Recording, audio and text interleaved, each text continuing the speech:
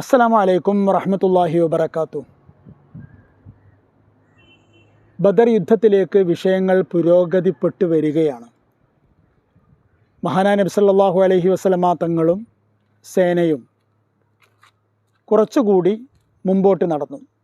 കാരണം മക്ക സൈന്യത്തെക്കുറിച്ചും അവരുടെ അംഗബലത്തെക്കുറിച്ചും എല്ലാമുള്ള ഏതാണ്ട് വിവരങ്ങൾ അവർക്ക് ലഭ്യമായി കഴിഞ്ഞു.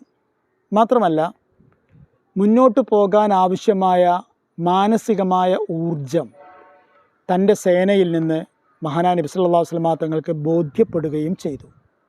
അതുകൊണ്ട് നബി സല്ലല്ലാഹു അലൈഹി വസല്ലമ തങ്ങളും സംഘവും മുന്നോട്ട് നീങ്ങി. അങ്ങനെ അവർ ബദർ എന്ന പ്രദേശത്തേക്കെത്തി. നമ്മൾ നേരത്തെ പറഞ്ഞു, ബദറിൽ ഒരുപാട് ചെറിയ ചെറിയ ജലാശയങ്ങളുണ്ട്. ജലാശയങ്ങളെന്ന് പറഞ്ഞാൽ ഒരു പക്ഷേ മഴ വെള്ളം കൂടിക്കിടക്കുന്ന സ്ഥലമായിരിക്കാം. അങ്ങനെ വലിയ ഉറവുള്ള തരത്തിലുള്ള ജലാശയങ്ങളൊന്നും അവിടെ ഇല്ല. അതേസമയം അപൂർവം ചില ജലാശയങ്ങളിൽ ഉറവ് ഉണ്ടായിരുന്നിരിക്കാനുള്ള സാധ്യതയുണ്ട്. ഏതായിരുന്നാലും അത്തരം ഒരു ജലാശയത്തിൻ്റെ അടുത്തായി എത്തിയപ്പോൾ നബി സല്ലല്ലാഹു അലൈഹി വസല്ലമ തങ്ങൾ തൻ്റെ സംഘത്തോട്, തൻ്റെ സേനയോട് ഇവിടെ ഇറങ്ങൂ, ഇവിടെ തമ്പടിക്കാം എന്ന് പറഞ്ഞു. എല്ലാവരും അവിടെ ഇറങ്ങി. അവിടെയാണ്, അല്ലെങ്കിൽ അവിടെ നിന്നുകൊണ്ടാണ് ഇനി യുദ്ധം നടക്കുന്നത്. അവിടെ ഇറങ്ങാൻ വേണ്ടി കൽപ്പിക്കുകയും എല്ലാവരും ഇറങ്ങുകയും ചെയ്തപ്പോൾ ഹുബാബ് ബിൻ അൽ മുന്ദിർ റളിയല്ലാഹു അൻഹു നബിയുടെ അടുത്തേക്ക് വന്നുകൊണ്ട് ചോദിച്ചു, നബിയെ, ഇവിടെ ഇറങ്ങാൻ, ഇവിടെ തമ്പടിക്കാൻ അള്ളാഹു പറഞ്ഞതാണോ?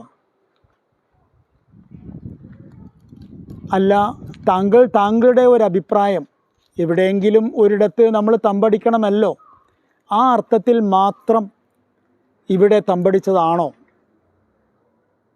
നമുക്ക് ഇവിടെ നിന്ന് മാറാനുള്ള സാധ്യതയുണ്ടോ?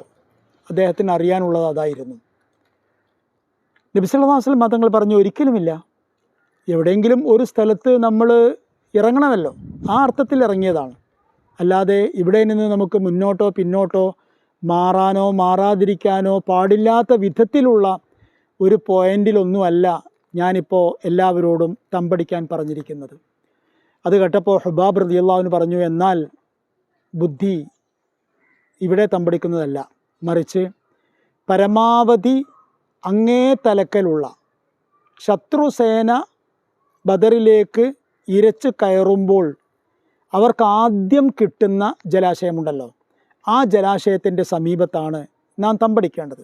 എന്നിട്ട് ആ ജലാശയം നമ്മൾ നമ്മുടെ വരുതിയിലാക്കണം.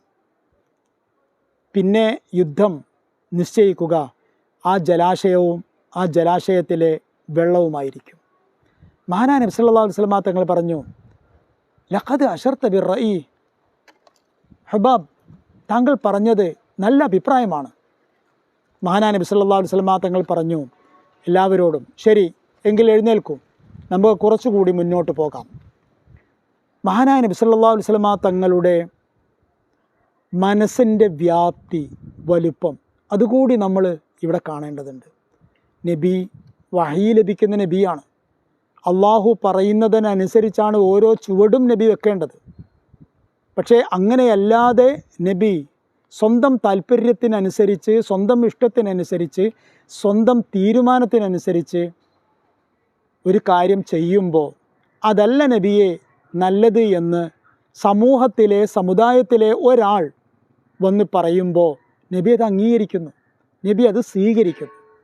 അതാണ് നബിയുടെ ഏറ്റവും വലിയ നേതൃഗുണം എന്ന് പറയുന്നത്. അതാണ് തന്നെ പിന്തുടരുന്ന അനുയായികൾക്കെല്ലാം സ്നേഹപൂർവം തന്നെ ആ നബിയെ പിന്തുടരാൻ കഴിയും. അത് വല്ലാത്തൊരു ഭാഗ്യമാണ്. മഹാനായ നബി സല്ലല്ലാഹു അലൈഹി വസല്ലം തങ്ങളും സേനയും ഹുബാബ് ബിൻ അൽ മുന്ദിർ പറഞ്ഞ സ്ഥലത്തേക്ക് നീങ്ങി നിന്നു. അതോടെ ബദറിലെ വെള്ളത്തിൻ്റെ ആധിപത്യം മുസ്ലിങ്ങളുടെ കരങ്ങളിൽ വന്നു. ഉണ്ടായിരുന്ന ജലാശയം അത് അവർ തൂർത്തു, നികത്തി. തൊട്ടടുത്തായി പുതിയ ഒരു ജലാശയം, ഒരു ടാങ്ക് ഉണ്ടാക്കി. ആ ജലാശയത്തിലുണ്ടായിരുന്ന വെള്ളമെല്ലാം ഈ ടാങ്കിൽ സൂക്ഷിച്ചു. ഇപ്പോൾ കാര്യമെല്ലാം വളരെ കൃത്യമായി. ബദറിലെ വെള്ളം മുഴുവനും, അല്ലെങ്കിൽ മക്കായുടെ സൈന്യത്തിന് എത്തിച്ചേരാൻ കഴിയുന്ന ആദ്യത്തെ വെള്ളം, അത് മുതലെല്ലാം മുസ്ലിമീങ്ങളുടെ കരങ്ങളിലാണ്. അതൊരു യുദ്ധതന്ത്രമായിരുന്നു. അസ്സലാമു അലൈക്കും വറഹ്മത്തുള്ളാഹി വബറകാതുഹു.